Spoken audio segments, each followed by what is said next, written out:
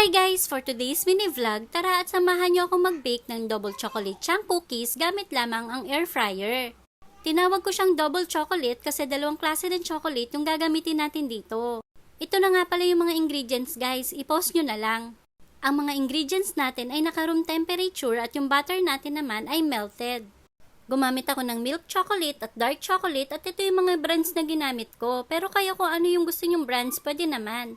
At inuna ko na yung dry ingredients, naglagay ako ng flour at sinunod ko na yung chocolate. Sinabay ko yung chocolate para makoated siya ng flour. Hindi ko pala na-videohan yung paglalagay ko ng wet ingredients guys, akala ko kasi nagre-record pa.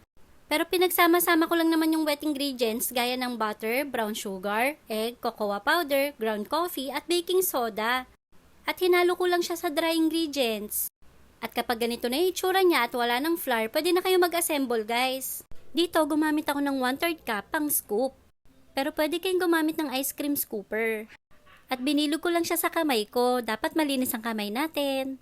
At ganito na nga yung itsura niya. Pwede rin pala kayo maglagay dito ng any kinds of nuts. Kayo kung ano yung gusto nyo, pwede naman. At pwede rin kayo maglagay ng M&M's or Cadbury.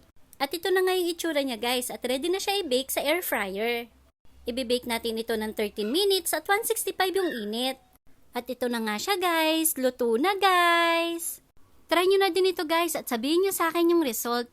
Yun lang guys, sa susunod ulit. Bye!